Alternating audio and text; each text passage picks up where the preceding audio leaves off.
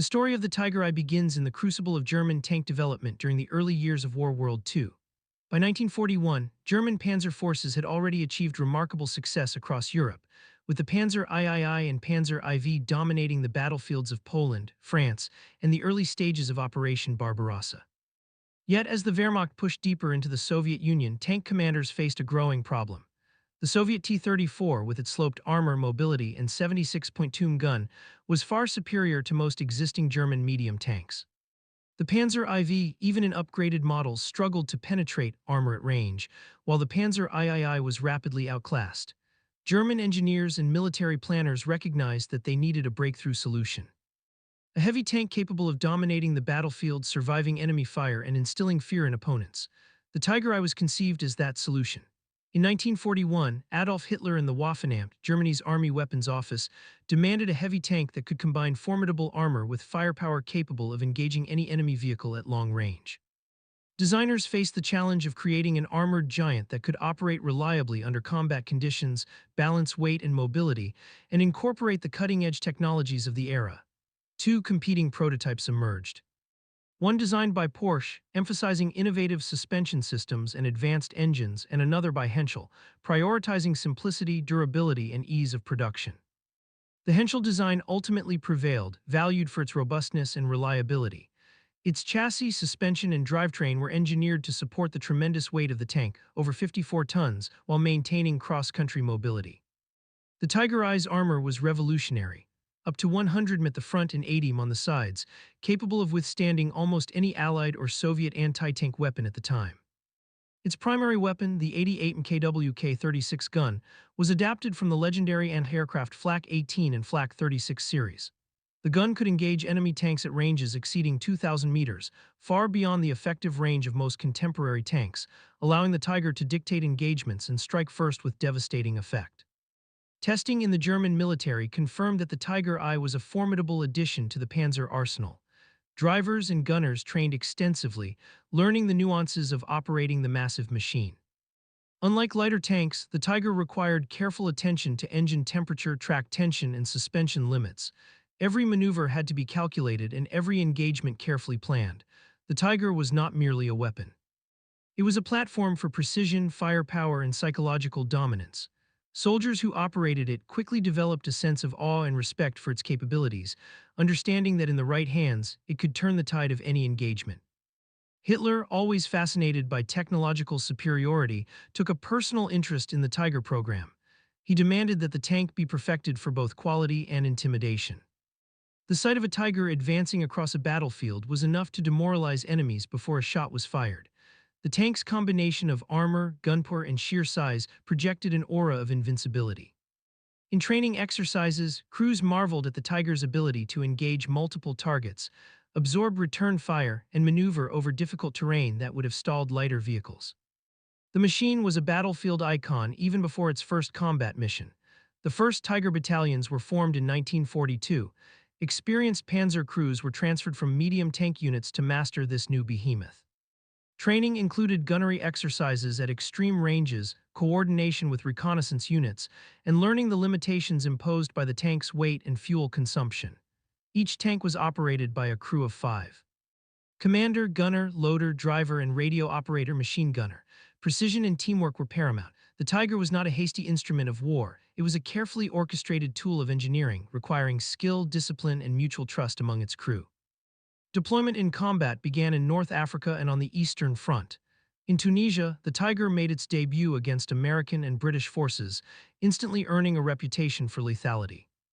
Allied tank crews quickly discovered that the Tiger could destroy medium tanks at ranges where they could not retaliate effectively.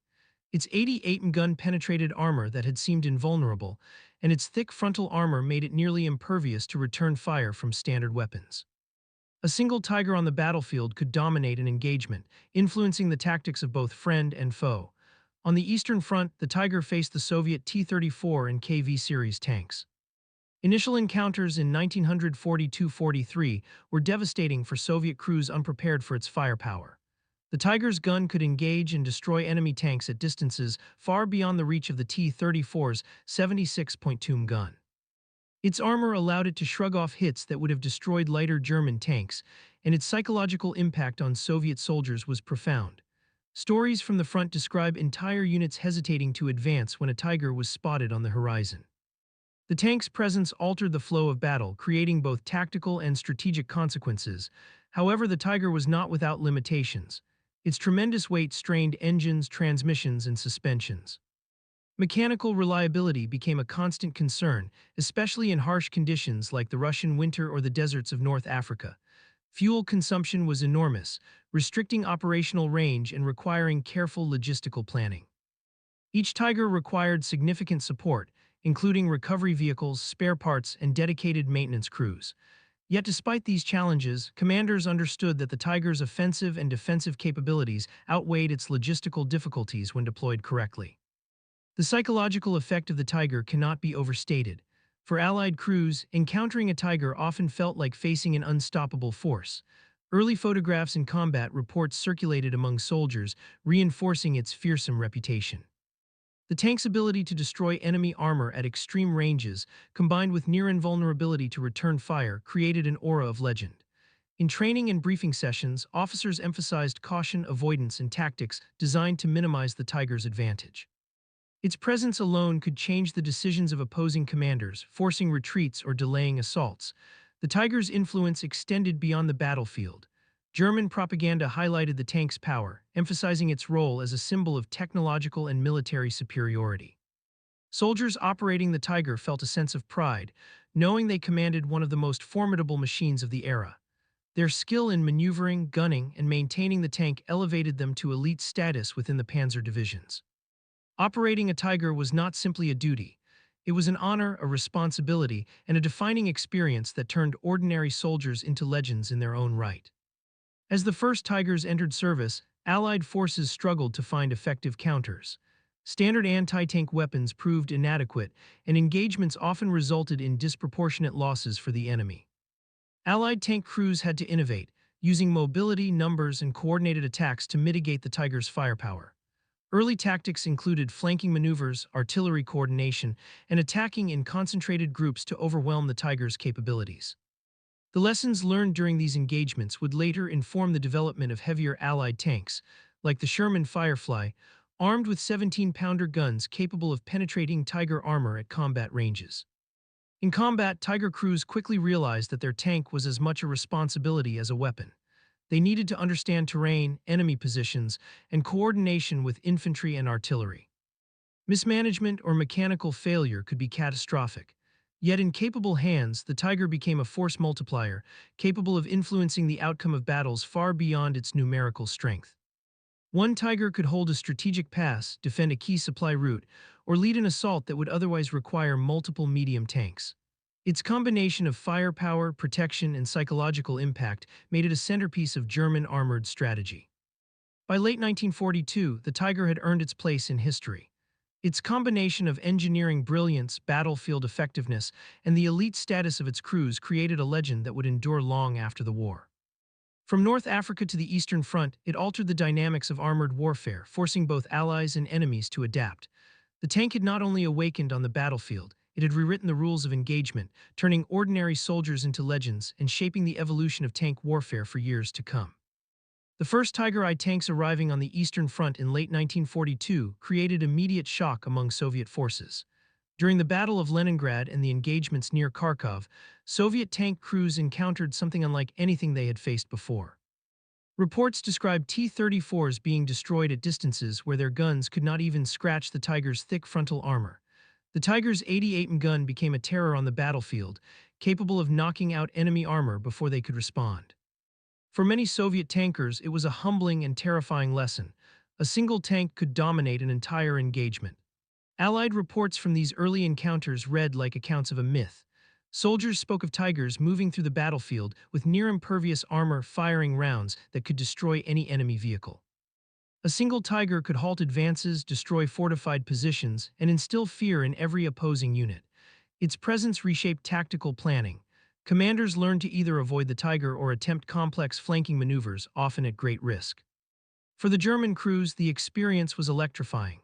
Operating the Tiger was both exhilarating and nerve-wracking, as each mission demanded precision, coordination, and constant awareness of mechanical limits.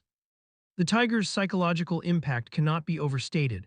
On both sides of the battlefield, stories circulated that gave it almost mythical status. Soviet soldiers nicknamed it Panzer König, the king of tanks. Rumors of its invincibility spread quickly, often exaggerating its strengths but reinforcing its reputation. Fear became a tool of warfare. Units would retreat or hesitate simply upon sighting a Tiger advancing from a ridge or moving through a forested pass. The tank's psychological effect was amplified by its commanding appearance: massive tracks, imposing turret, and an unmistakable silhouette that dominated the horizon. Tiger crews underwent rigorous training to ensure that they could leverage the tank's full potential. Unlike medium tanks, operating a Tiger demanded a precise understanding of terrain, mechanical limits, and enemy capabilities. Each crew member had a defined role. The commander coordinated maneuvers and target selection. The gunner engaged enemy armor with deadly accuracy. The loader ensured a steady stream of rounds. The driver navigated terrain with careful attention, and the radio operator maintained communications. The cohesion of the crew directly influenced effectiveness, and elite crews quickly emerged as legends among their peers. Early encounters revealed both strengths and limitations. While the Tiger could dominate open fields and destroy enemy tanks at extreme range, it was less effective in dense forests, urban areas, or when subjected to mechanical strain. Engines could overheat, tracks could fail, and recovery of a disabled Tiger was a significant logistical challenge. In North Africa, the harsh desert environment caused similar issues. Sand and heat strained engines and transmissions, limiting operational readiness. Commanders had to weigh the Tiger's battlefield dominance against the realities of maintenance, fuel supply, and strategic deployment. Despite these challenges, Tiger units became elite formations. The German army deployed the 501st Heavy Panzer Battalion, equipped with Tiger IS, as a spearhead force capable of breaking through enemy lines. In Tunisia, these Tigers achieved remarkable results against American and British armor.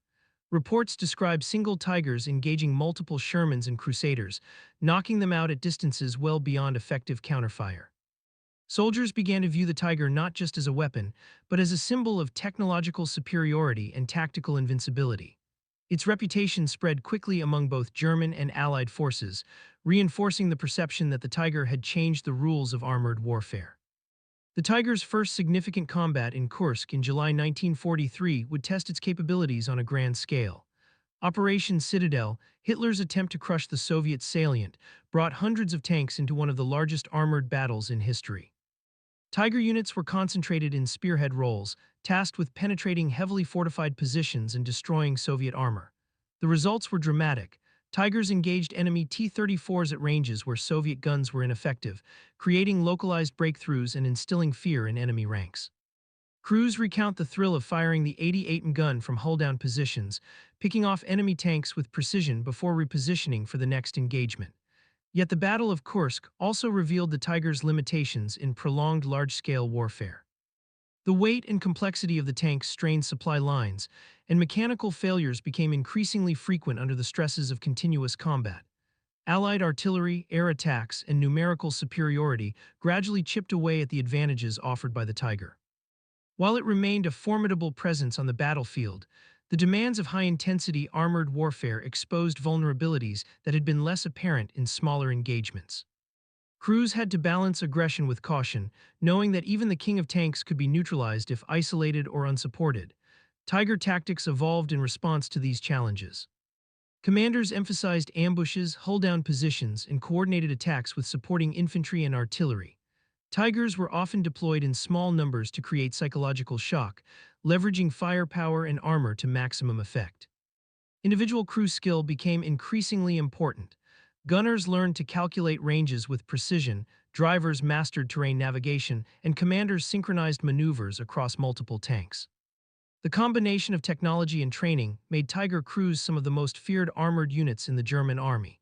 Stories from these engagements highlight the Tiger's dual nature: a weapon of devastating power and a machine requiring constant care. Crews recall long nights spent maintaining engines, tightening tracks, and checking suspension under fire. A single mechanical failure could render a Tiger immobile, leaving it vulnerable despite its formidable armor. Yet in skilled hands, the Tiger's firepower and resilience made it virtually unstoppable. Accounts from the front describe tanks advancing under artillery fire, engaging multiple enemy vehicles, and retreating without a scratch. Such experiences contributed to the legend of the Tiger and its crews. Allied forces, meanwhile, began to develop countermeasures. Engineers and commanders recognized that the Tiger's strengths could be mitigated with mobility, concentrated attacks, and upgraded weaponry. The British 17-pounder gun, mounted on Sherman Fireflies, became a key tool for penetrating Tiger armor at combat ranges. American tactical innovations emphasized flanking maneuvers, artillery support, and combined arms operations to neutralize the psychological and physical advantages of the Tiger. These adaptations required careful planning and coordination, but gradually reduced the tank's battlefield dominance. The psychological effect of the Tiger persisted despite these adaptations. Allied soldiers often described engagements as tense and nerve-wracking, knowing that a single hit from an 88 gun could destroy their vehicle. The Tiger's presence forced caution, delayed offensives, and influenced the allocation of resources. Even when effective counters existed, the perception of invincibility shaped decisions on the battlefield, reinforcing the tank's status as a symbol of fear and respect. By late 1943, Tiger units were considered elite within the panzer divisions. Crews were highly trained, disciplined, and experienced, capable of operating the tank to its full potential. The combination of advanced engineering, firepower, and crew skill made Tigers formidable adversaries even as Allied forces improved. Tactical doctrine evolved, emphasizing ambushes, terrain advantage, and coordinated strikes, maximizing the effectiveness of a relatively small number of tanks. Individual crew actions could decisively influence the outcome of engagements, reinforcing the perception that Tigers turned soldiers into legends. The operational history of the Tiger also highlighted the challenges of mechanized warfare. Heavy tanks like the Tiger demanded extensive logistical support, including fuel, maintenance crews, and recovery vehicles. The enormous weight limited strategic mobility and constrained operational planning. Commanders had to consider supply lines, terrain, and enemy concentration before deploying Tigers in offensive operations. Yet when employed correctly, the Tiger's advantages were undeniable, allowing a few tanks to hold strategic points or break through heavily fortified positions. As the war progressed, Tigers were deployed across multiple theaters, including Normandy, the Eastern Front, and the Italian Campaign. Each engagement added to the lore of the Tiger, reinforcing its reputation for firepower, armor, and psychological impact. Crews developed legendary exploits, tanks destroying multiple enemy vehicles in a single engagement, surviving artillery barrages, and achieving feats that seemed impossible with conventional armored units. These stories, passed down through veterans and historians, contributed to the enduring legend of the Tiger as both machine and myth. Despite growing Allied countermeasures, the Tiger remained a formidable opponent.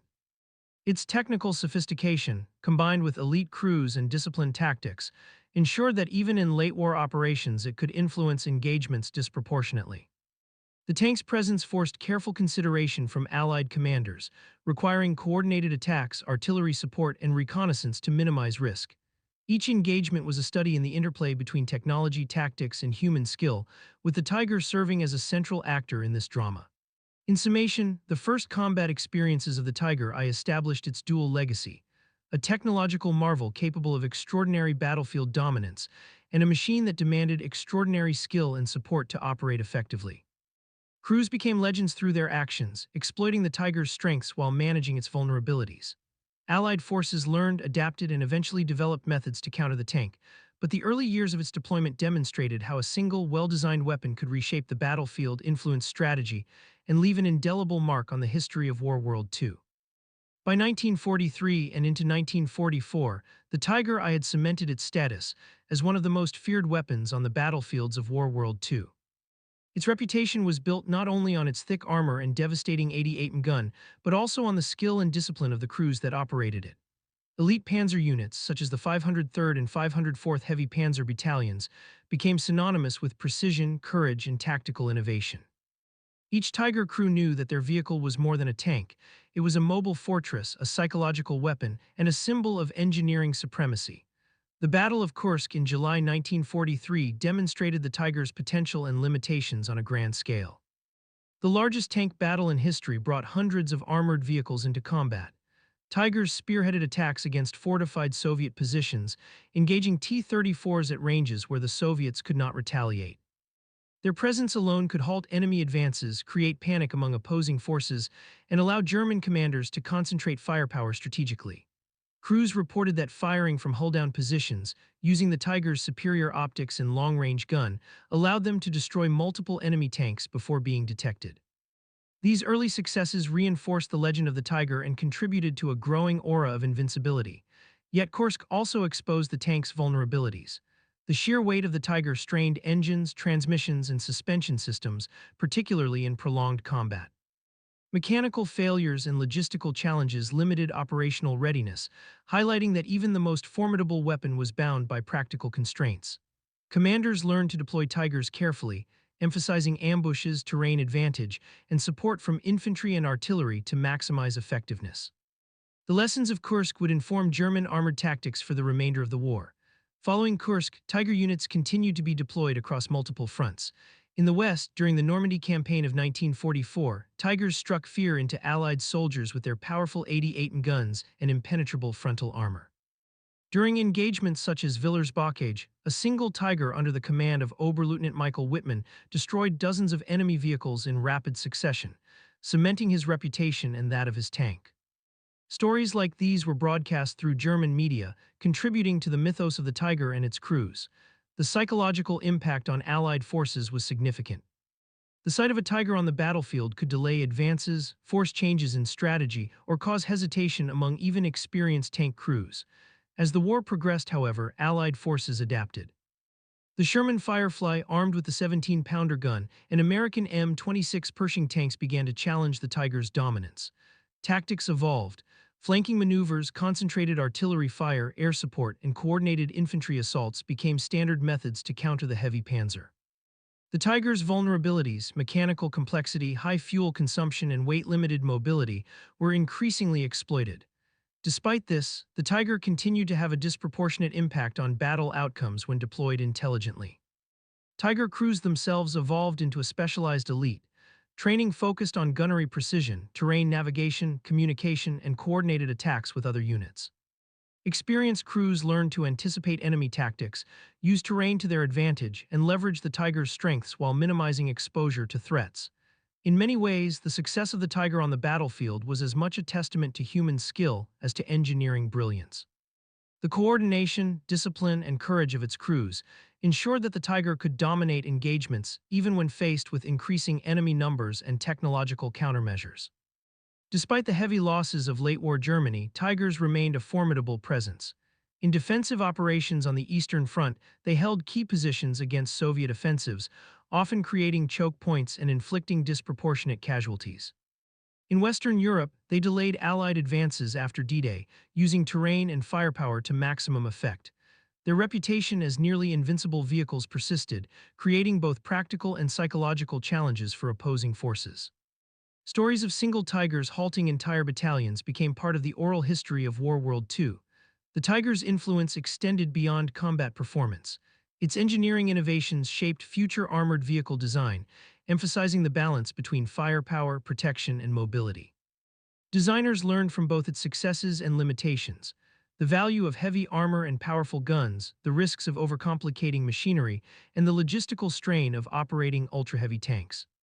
Post-war tanks, including the British Conqueror, American M103, and Soviet IS series, incorporated lessons learned from the Tiger's design and operational history, demonstrating its enduring influence on armored warfare. Culturally, the Tiger became an icon. German soldiers saw it as the pinnacle of panzer engineering and a source of pride. Allied soldiers respected and feared it, sometimes exaggerating its abilities in memoirs and reports. Movies, documentaries, and history books have since portrayed the Tiger as a symbol of technological innovation and battlefield dominance.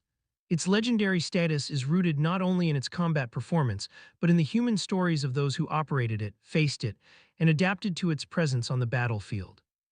The decline of the Tiger's battlefield dominance came as the Allies achieved overwhelming industrial production, numerical superiority, and combined arms coordination. By 1945, Germany could not replace lost Tigers at a pace sufficient to maintain operational dominance.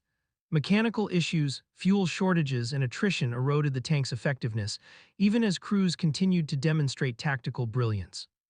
Yet the Tiger's early and mid-war impact left an indelible mark. It had redefined the potential of a heavy tank, reshaped armored tactics, and turned ordinary soldiers into legends through its combination of firepower, protection, and crew skill. The legacy of the Tiger is multifaceted. Technically, it demonstrated the value and challenges of ultra-heavy tanks. Tactically, it forced innovations in both German and Allied armored doctrine. Psychologically, it became a weapon that influenced enemy decisions before combat even began. And humanly, it elevated the crews who mastered it to legendary status, proving that the skill and courage of operators could amplify the power of an advanced weapon far beyond its mechanical specifications. Today, preserved Tigers in museums around the world allow new generations to appreciate the engineering achievement, historical significance, and mythos of the tank. Historians analyze its battles to understand armored tactics, crew coordination, and the evolution of tank warfare. Engineers study its design to draw lessons about weight, armor, mobility, and firepower. Veterans recount their experiences to convey both the fear it inspired and the respect it commanded. In every way, the Tiger remains a symbol of World War II armored excellence. In the end, the Tiger I was more than a machine of war. It was a combination of engineering brilliance, human skill, and psychological dominance. It awoke on the battlefield to reshape armored warfare, leaving both awe and fear in its wake. It turned soldiers into legends and influenced the development of tanks for decades. Its story is one of power, innovation, and enduring legacy, proof that a single machine in the right hands can redefine the rules of combat and leave an indelible mark on history. The Tiger's story is also a lesson in balance. Superior firepower and armor must be matched by logistics, maintenance, and strategic application. The most advanced weapon is only as effective as the humans operating it and the doctrine supporting it. For the Tiger, when all elements aligned, it was nearly unstoppable. When one aspect faltered, even the mightiest panzer could be neutralized. This interplay between machine, crew, and strategy defines much of its enduring fascination. From its creation in German workshops to its legendary status on battlefields across Europe and North Africa, the Tiger I exemplified the heights and limits of armored warfare. It combined raw destructive power with precision operation, demanding both technical skill and tactical acumen from its crews. It inspired fear and admiration, shaped battlefield outcomes, and left a legacy that continues to influence armored vehicle design and military history today. When the Tiger awoke, it turned the ordinary into extraordinary. It forced innovation, adaptation, and courage. It demonstrated that technology, when wielded with skill and determination, could create legends. And though time and progress eventually diminished its dominance, the Tiger remains an enduring icon of World War II, a testament to the profound impact a single weapon can have on soldiers, strategy, and history.